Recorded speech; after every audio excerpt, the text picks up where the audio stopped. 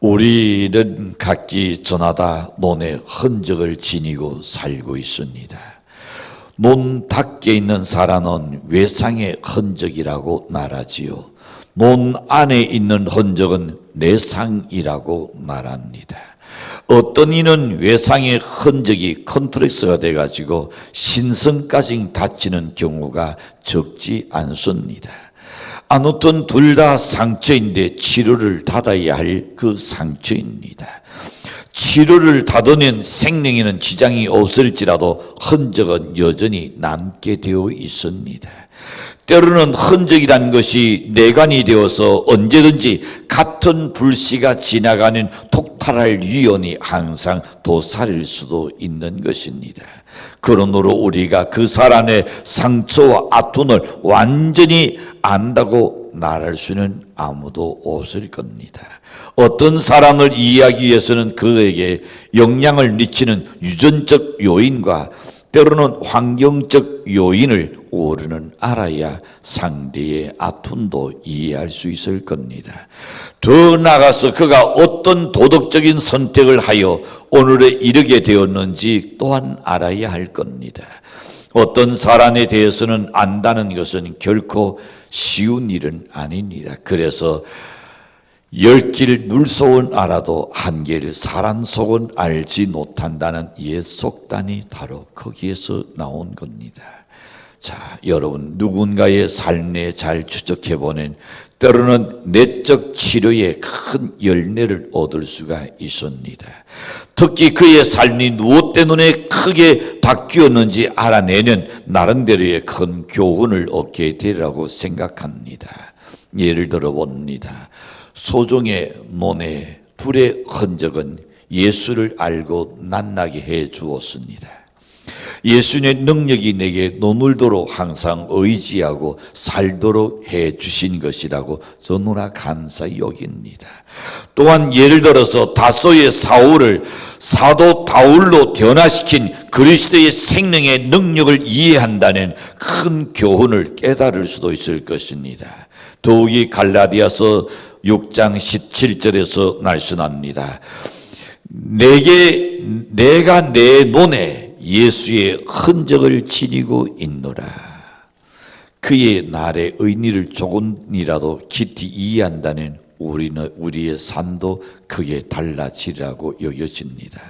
내가 내 논에 예수의 흔적을 가졌노라는 이 날에 대해서 해석이 둔둔하겠지만 적어도 한 가지는 분명한 같은 사실을 가지고 있습니다. 이것은 바울에 대한 그리스도의 소유권을 인정한 날인 것입니다. 나는 내가 내 것이 아니요 예수님 나를 소유하는 소유권은 예수님이 지니고 있다. 하나님의 주권에 있다 그랬습니다. 그래서 흔히 사람들은 인명은 제천이라 그럽니다. 바울의 영혼과 육체는 모두 그리스도에게 속했다는 것을 말합니다. 그래서 그리스도의 낙인이 찍힌 이 사람이 바로 바울이다 말입니다. 그가 말하는 예수의 흔적이란 눈에 보이는 외형적인 흔적이 아닙니다. 그것은 될 것 아니요.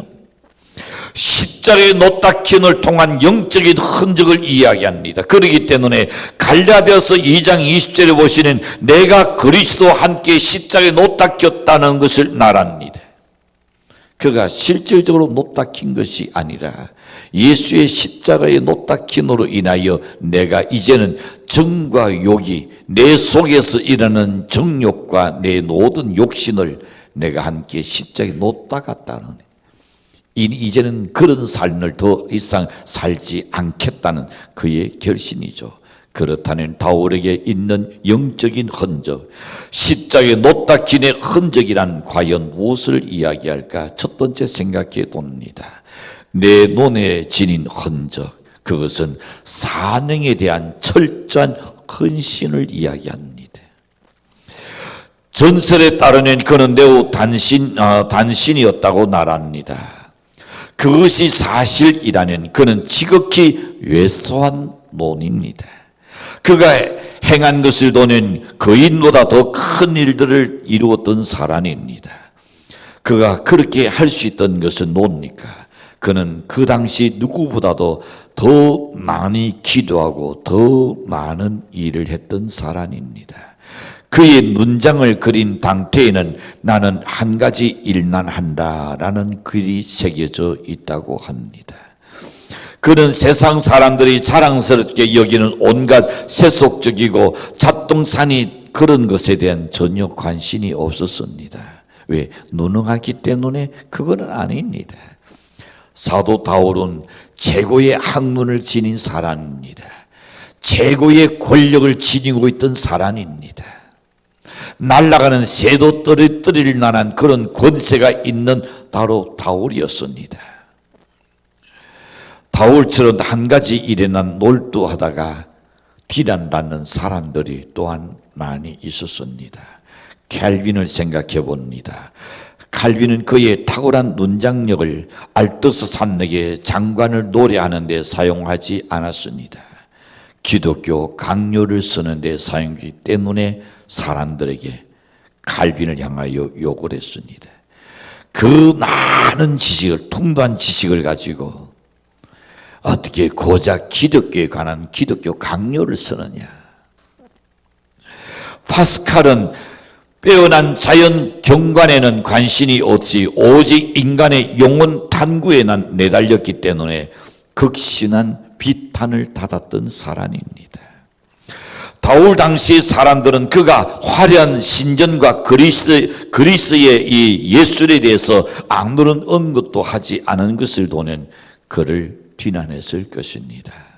하지만 그는 복음을 전하는 일에는 아주 다툰 사람이었습니다. 그의 관심은 오직 그리스도와 그의 복음에 있었던 사람입니다. 군신의 언덕에서 아테네 사람들과 논쟁을 돌린 후에 바울은 이 세상의 지혜에 대해서 격렬의 감정을 표시했습니다. 그 후 그는 지혜로운 자들보다 더 지혜로워지고 싶은 유혹을 날마다 죽였습니다. 그의 사원의 목표도 다른 사람들의 철학을 바꾸어 놓는 것이 아니었습니다. 지옥의 세력을 멸하는 것으로 바꾸어 놓았습니다. 어딘가에서 추적하건대 시중탈구 아라비아 광야에서 바울의 인격이 변화됐던 것입니다. 그 후 그는 다 결코 신앙적으로 뒷걸음치지 않았습니다. 그는 앞으로 한 걸음 한 걸음 더 나아갈 뿐이었습니다. 오늘날처럼 교인들이 모여서 부정적인 소리하고 이리 갈까 저리 갈까 차라리 돌아갈까 신이한 그런 자세를 가지고 있는 것을 도왔더라면 아마 바울은 대단히 화를 내고 아마 박살냈을 겁니다. 때로는 말씀을 듣고 공부하면서 주여 나의 마음을 당황하고 싶지 않습니다. 때로는 내가 지금 당황하고 있는 그 모습을 본다면 아나 얼마나 의분을 느꼈을까요? 여러분 주변 사람에게 환영받지 못하고 재정적으로 도움받지 못하고 심지어 사랑받지 못했을지라도 그는 아랑곳하지 않았습니다. 앞으로 자기의 목표를 향하여 그는 전진하고 헌신한 사람이었습니다. 보석같이 빛나는 세상의 명예를 원치 않았습니다. 안락과 호의호식을 자랑하는 그 목소리에 그는 귀를 기울이지 않았습니다. 세상적인 성공의 달콤한 유혹에 무감각했던 사람 바울이었습니다. 근데 같은 예수를 따르는 오늘날 우리는 어떤 자세입니까? 내 눈에 과연 예수의 흔적을 가졌다면 오직 살아도 예수, 죽어도 예수에게 헌신되어 있는가 말입니다. 오직 그분 한 분만으로 우리가 만족할 수 있는 그런 자세가 되어 있는가? 그렇게 하셔야 합니다. 그렇게 사셔야만이 진정한 삶의 기쁨과 보람을 얻게 될 줄로 믿습니다. 여러분 나름대로 생각할 겁니다. 내가 이렇게 해서 이만큼 성공하고 이만한 돈을 벌고 이만한 어떻게 이루어야 되겠다. 그는 그 후에는 어떨까요? 과연 만족할까요? 돈이 나는 사람이 만족할까요? 명예가 있는 사람이 만족할까요? 근데 수많은 돈 있는 사람이나 명예 있는 사람들이 왜 자살합니까? 그의 속에 있는 그 혼화한 갈등은 해결할 수 없기 때문입니다. 없는 사람이 있으면 좋겠다 그러지 나는 막상 지내봐요. 아무 의미가 없어요. 가장 중요한 것은 뭡니까? 우리 속에 내가 왜 살아야 하는가? 사명의 철저한 헌신이 되고 있어야 할 줄로 믿습니다. 그래서 사도 바울 선생은 나는 살아도 주를 위하여 살고 죽어도 주를 위하여 죽나니 사나 죽으나 나는 주님의 것이다. 여러분, 창조주의 뜻에 따라 헌신하는 삶이 가장 축도인 줄 믿으시기를 바랍니다. 두 번째 보시는 내 눈에 지닌 흔적은 겸손이었습니다. 하나님 주신 겸손의 옷은 존넉지 않습니다. 그러나 그는 겸손이라는 미끼로 세인의 칭찬을 낚으려고 하지 않았습니다. 죄인들을 길게 줄 세운다면 아마도 바울이 내 뒤에 서겠지 나는. 그러나 그는 스스로 자신을 선두에 세웠습니다. 옛날 웨일즈의 한 목사가 당신이 히브리어나 헬라어 그리고 라틴어를 안다는 딜라도처럼 그들의 날로 쓰인 명태를 그리스도의 누리에 세우지 않고 그리스도의 달 아래 놓았을 것이다. 이것은 무슨 뜻일까요? 당신이 히브리어나 헬라어나 그나 라틴어를 잘 안다고 해도 돈 내지 말고 콧대 세우지 말고 겸손하라는 의도에서 이 웨일즈의 한 목사가 한 말입니다. 그래서 여러분, 바울은 빌립보서 3장 7절에서 이렇게 말씀합니다. 그러나 무엇이든지 내게 유익하던 것을 내가 그리스도를 위하여 다 해로 여길 뿐이라. 과거는 내 정욕적으로 살았습니다. 내 욕심을 위해서 살았습니다. 내가 성공하기 위해서는 남을 밟는 것에 대해서 아무런 양심의 가책을 느끼지 않고 살았습니다. 그러나 바울이 예수를 안 이후는 세상의 그 모든 나의 성공을 위해서 달려갔던 그 모든 것들을 아무 투지없는 일이다 하는 것을 그가 깨닫다는 겁니다. 여러분, 인간은 언젠가 한번 죽은 앞에 이르게 됩니다. 우리는 예배를 마치고 그리고 난 후에 입관 예배를 드리러 갈 겁니다. 거의 이제는 덱세가 다 되신 분이죠. 덱세를 넘길 줄 생각하고 덱세 잔치할 줄 알았습니다. 바로 코 앞에서, 덱세 바로 앞에서 하나님의 두 눈을 닫은 것을 돕니다. 그러나 그분이 유교의 책자신 분이었습니다. 그의 모든 자녀들이 다 대한민국에서 내려놨던 성공했습니다. 자랑할 만합니다. 자부들도 자랑할 만한 자리에 있습니다. 그분도 역시 자기 자신도 학교의 교장으로서의 은퇴하셨던 분입니다. 그런데 그분께서 예수를 만난 후에 이것이 진정한 진리라는 것을 발견했습니다. 유교에 행하던 모든 것을 다 버렸어요. 제사도 노도 다 버렸습니다. 그리고는 매일같이 그는 성경을 읽고 그리고는 기록하면서 진리를 발견했던 겁니다. 여러분, 진리를 알고 나면 우리가 겸손해질 줄로 믿습니다. 진리를 알고 나면 세상에 그렇게 내가 중요시 여겼던 것이 아무 가치 없구나. 진짜 그런지 안 그런지 죽은 앞에 있는 여러분 중환자실에 가서 물어봐요. 당신에게 돈이 갖다 드리면 좋겠습니까? 당신에게 맛있는 것 갖다 드릴까요? 아무 의미 없다 합니다. 내가 좀 더 살았으면 좋겠다. 나 그 한마디밖에 없으라고 생각합니다. 여러분, 오늘 우리에게 이 세상 거리에서 달려가고 노력하고 하진 날라는 아닙니다. 이 세상에 살 날 동안에는 우리에게 육체적인 필요한 것이 있습니다. 그러나 그것이 우선순위가 되지 않기를 부탁합니다. 우리에게 예수 그리스도를 알고 예수 그리스도 안에서 진정한 겸손이 필요한 줄로 믿습니다. 여러분은 겸손이 얼마나 큰 평화를 주는지 아십니까? 겸손한 사람에게는 적이 없습니다. 모든 사람이 겸손하면 다 좋아합니다. 그러나 잃어버릴 것도 없습니다. 겸손한 사람은 잃어버릴 것이 없으니 얼마나 마음이 편안하고 놓이겠습니까? 바울은 자신을 높은 위치에 올려놓지 않았기 때문에 떨어질 염려를 하지 않았습니다. 그는 히브리 학교의 교장이 되어서 화려하게 수놓은 옷을 입고 목에 힘을 줄 수도 있었습니다. 그런 위치의 사람이었습니다.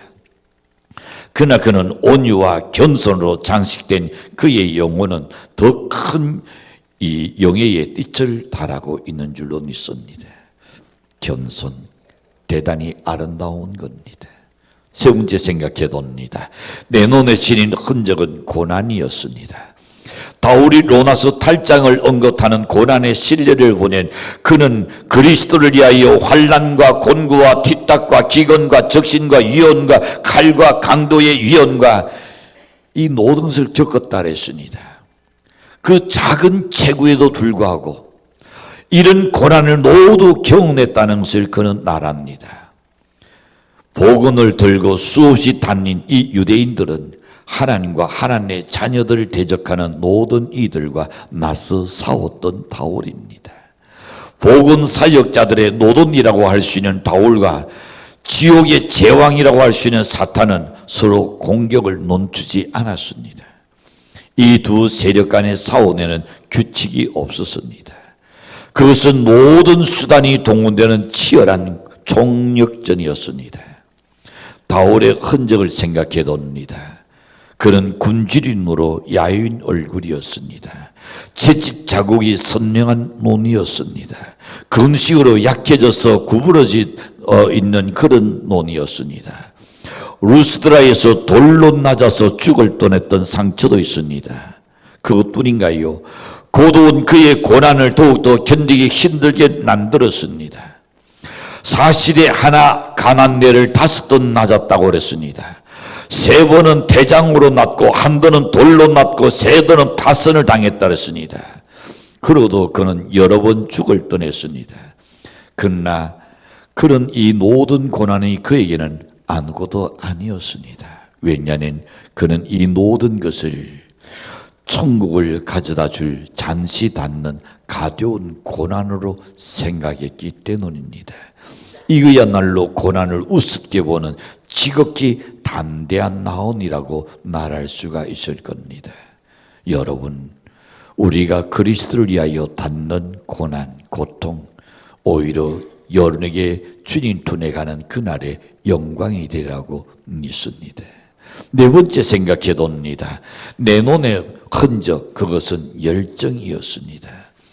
그는 골육의 친척이 구원받을 수는 있다는 자신이 저주를 받아서 그리스도에게서 끊어진다 할지라도 나는 간수하겠다 그랬습니다.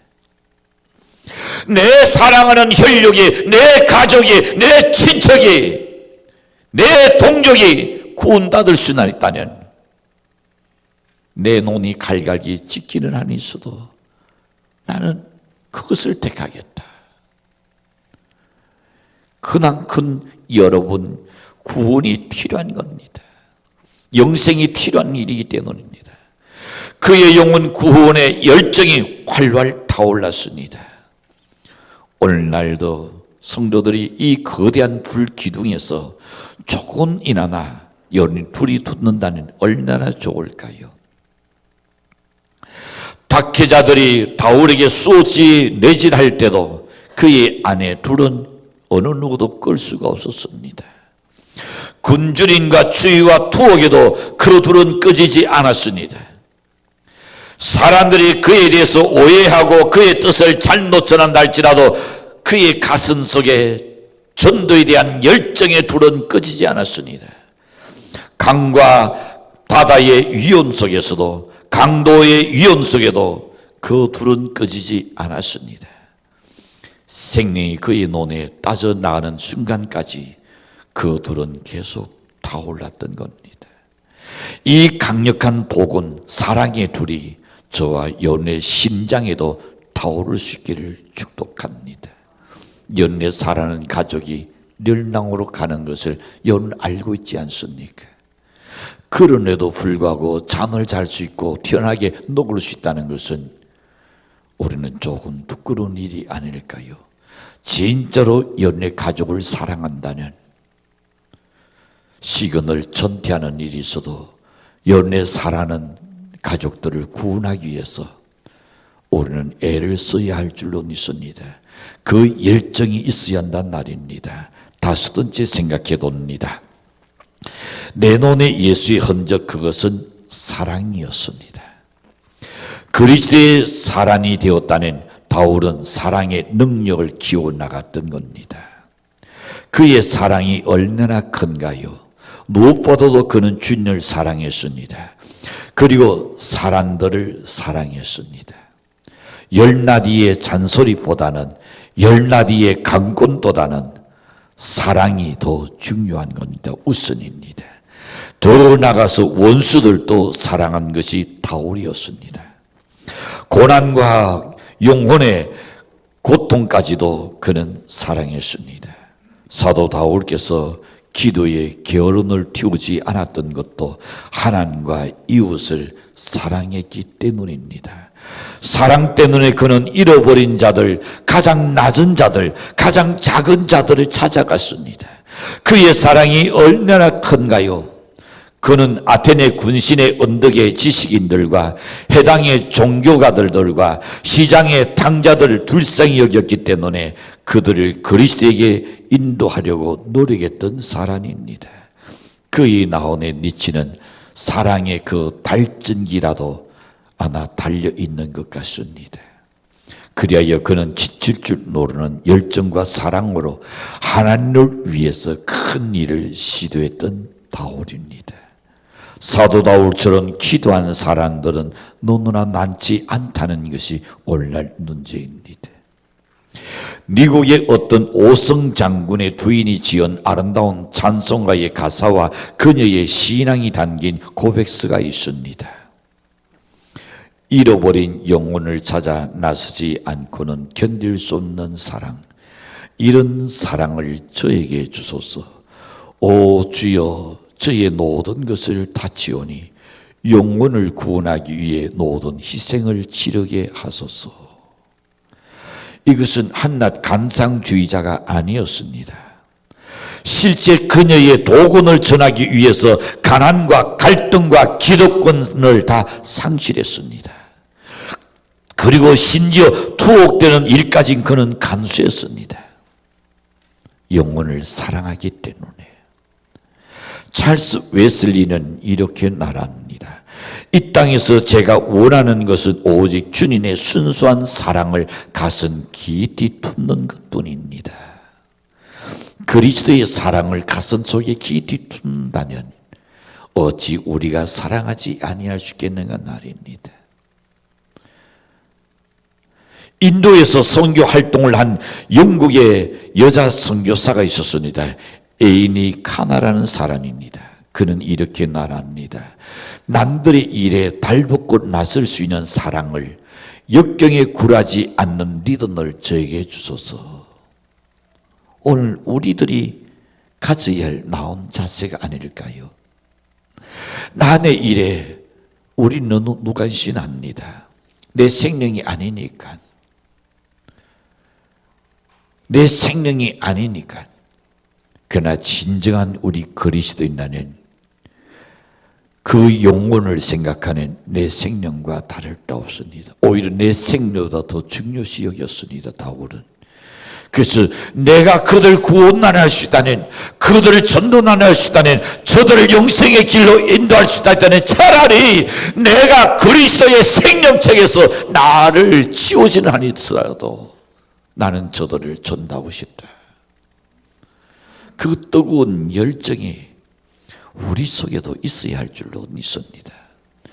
그녀의 기도는 나온 깊은 곳에서 우러나온 기도였습니다.